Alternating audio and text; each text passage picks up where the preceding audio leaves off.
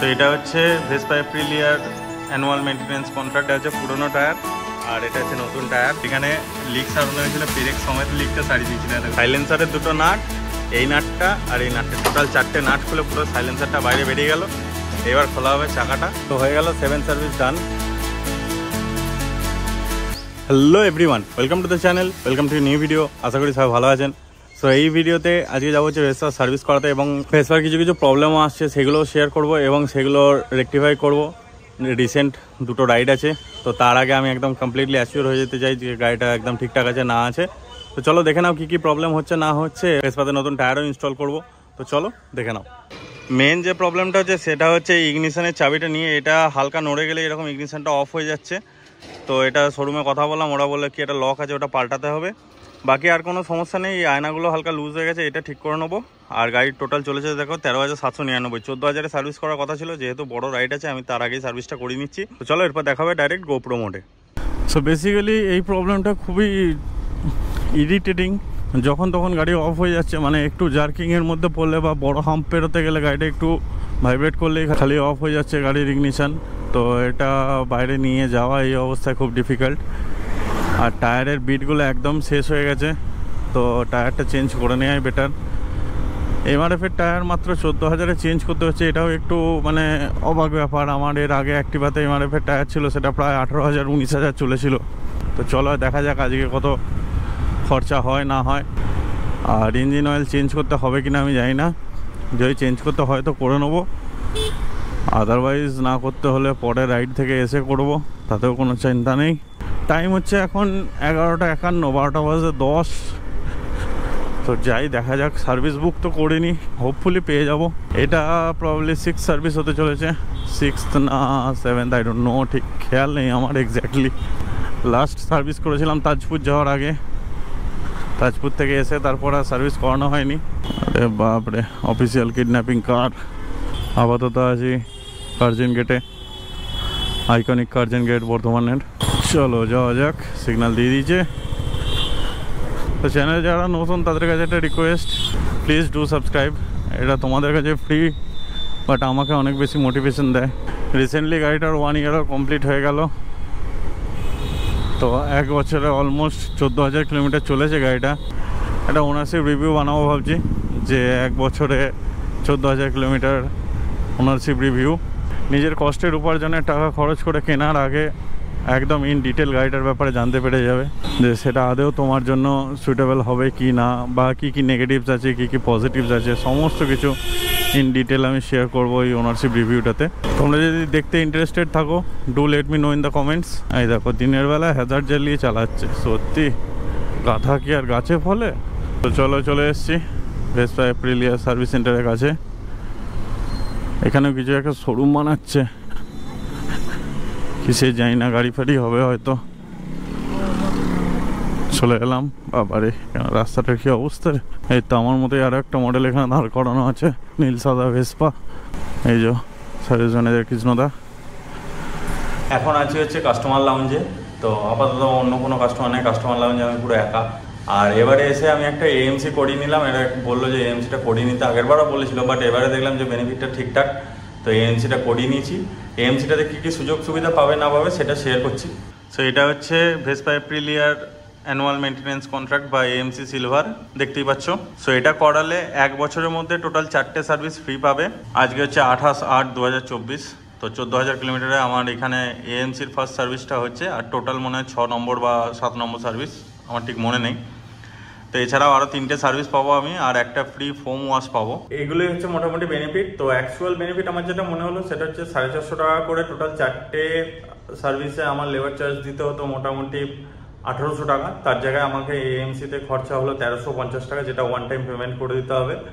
আর একটা foam wash free পাবো। Foam ওয়াশটা এরা সামথিং 120 না 150 টাকা নেয়, যেটা ফ্রি দেবে। তো এটাই হচ্ছে বেনিফিট। এছাড়া ইঞ্জিন অয়েলে 5% ডিসকাউন্ট, এমন কিছু হিউজ ডিসকাউন্ট নয়, তবু যা পাওয়া যায় তাই লাভ আর কি। আমার মতন যদি গাড়ি এক্সেসিভ চলে এবং 1 বছরের মধ্যে 4টে 5টা 6টা সার্ভিস করাতে হয়, তাহলে কিন্তু এএমসিটা অনেকটা বেনিফিশিয়াল হবে। কারণ আলাদা করে 1800 টাকা 4 বারে দেওয়ার থেকে 1350 টাকা একবারে দিয়ে কাজটা মিটিয়ে নেওয়া ভালো। তো চাইলে তোমরা করতে পারো। এছাড়া এএমসিতে 2টো সেলস রেফারেল কুপন হয়, মানে তোমার থ্রু দিয়ে কেউ যদি গাড়ি কেনে এবং তোমার কুপনটা ইউজ করে, তাহলে কোম্পানি তোমাকে কিছু গুডিজ দেবে। তো এটা খুব একটা মানে অ্যাট্রাকটিভ কিছু নয়, তো তাও দিয়েছে, মেনশন করে দিলাম।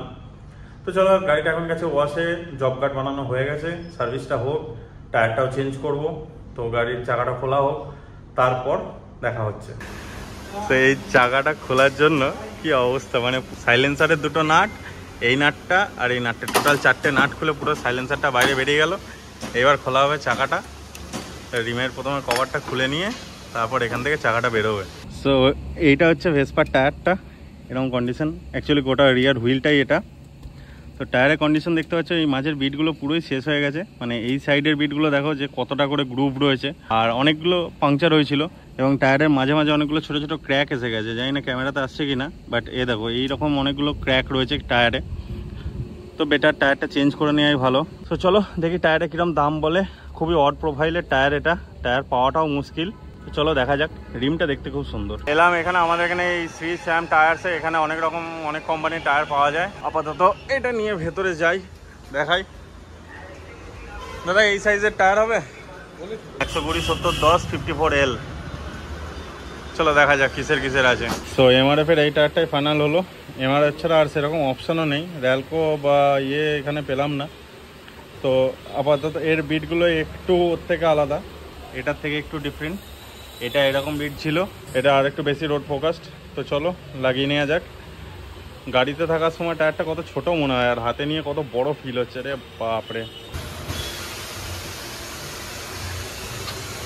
এই যে টায়ার, পুরোনো টায়ারটা খুলছে, আর